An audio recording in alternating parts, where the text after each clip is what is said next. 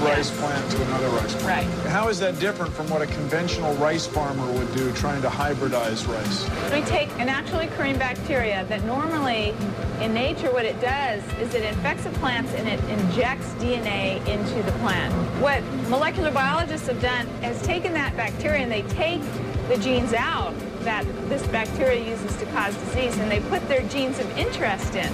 So that gene of interest can be anything. It could be from any organism. So then what we would do, we'd grow it to an adult plant stage, and we would inoculate it and see if it's resistant to the bacteria. If we make rice that is resistant to a certain naturally occurring bacterium, aren't you just going to eventually, say in a few decades, have new bacteria that are going to attack this different rice? There's no way we can stop disease in humans or plants. So the way traditionally we have faced the challenge of developing resistance to disease is through genetic modification. Everything we eat has been genetically modified so that it carries a gene or genes for resistance. I think that people should pay close attention to genetic engineering, and although there are some fears and some legitimate risks with certain aspects of genetically engineered food, I think the benefits far, far outweigh the risks, especially in third world countries where there is tremendous poverty and disease and malnutrition. Vitamin A deficiency is a very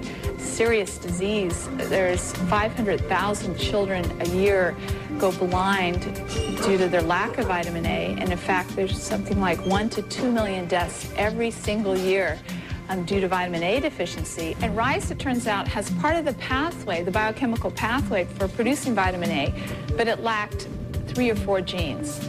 So what this group did in Switzerland is they took these genes from other organisms, daffodil and bacteria, and they put those genes into rice. And this allowed rice now to make this provitamin A.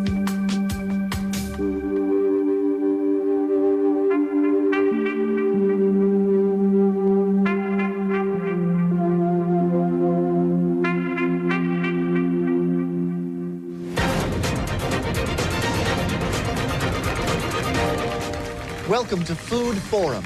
I'm Chuck Chaplin, and our guest tonight is Wayne Hancock, president of the Genetically Enhanced Food Association, a research group funded by a number of companies working in this field. Mr. Hancock, can you tell us why the corporations you represent have made such a major investment in altering food at the genetic level? To help people, Chuck. Plain and simple, we want to help people. You've heard of golden rice, haven't you? Yes, you seem to work it into every one of your advertisements, but... That's because we're proud of it. Did you know that 500,000 children in the third world go blind each year because of vitamin deficiencies? If they ate our rice, we could save all those children. So it's about helping children. That's right, Chuck. One of your companies also put the gene from an Arctic fish into tomatoes. Those fish don't freeze. You put that gene in tomatoes, and they don't freeze. But isn't that kind of creepy? A fish gene in a tomato? Well, it's not creepy when those tomatoes make it to the third world so the children have something to eat. And they can see those tomatoes. You know why? Because they're not blind. It's just that it seems this technology is very dangerous. It's dangerous when we run out of food. If we don't do this, we'll run out of food. Is that what you want? No, I just think that what we need... What is that? Oh, my... What? I told you to keep him away from me. Now, somebody boil some water. Remain calm. He's just very delicious. He can't some wait butter. to share his Have some butter. Imagine being the farmer who grows corn that has been genetically engineered so that insects don't eat it. He doesn't have to spray as much pesticide. He saves money, and his crop is nearly chemical-free. If you were that farmer, you might want to grow that corn. But what about the effect of that crop on its environment? It can take years for a new organism to have an impact on an ecosystem. Not exactly the pace of business. Now corporations are developing more specialized, more complex strains of species that may be resistant to more diseases and more insects. It all sounds too good to be true. Is it? What exactly is BT? What gene was, it's named after a bacterium, right? That's correct. When you hear BT corn, it refers to the bacteria Bacillus thuringiensis, which is a common soil bacteria, and it produces a protein that a certain type of insect doesn't like. And BT crops have been developed using biotechnology to take that single protein and put it into the plant So the plants now have a natural built-in protection against these insect pests. In addition to insect-protected corn, there's another technology called herbicide-tolerant crops.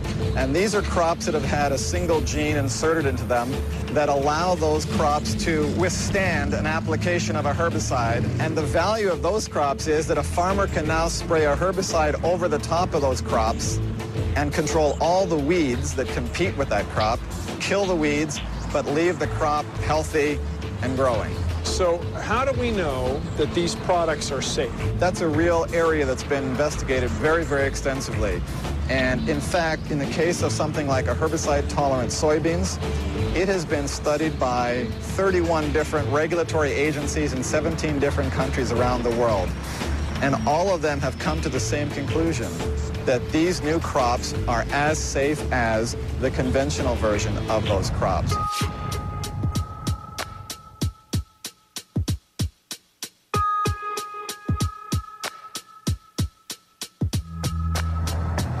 One small gene to feed a man, one giant feast for mankind. At least that's the idea behind genetically modified food. But the questions consumers are asking now is, when am I eating genetically modified food? Well, the answer? Probably more often than you think.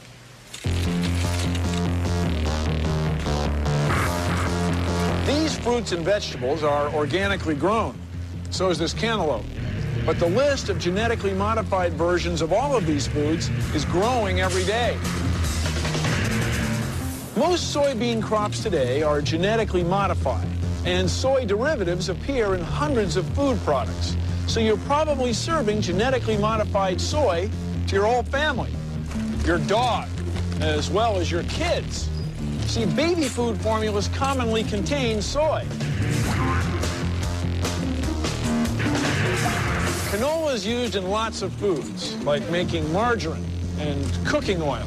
So it's in dozens and dozens of processed foods, especially snacks.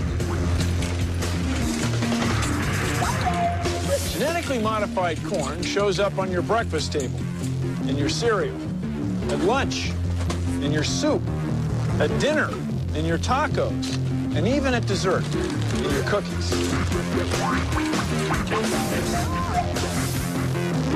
There are scientists working to genetically modify coffee plants so that they only produce decaffeinated beans. It wouldn't be the Swiss process or the water process. There'd be no process. So genetically modified foods are probably here to stay. But you won't always know what you're eating just by looking at the label. The label may give you nutritional information, how many calories there are and so on, but you probably won't see the words genetically modified in the fine print.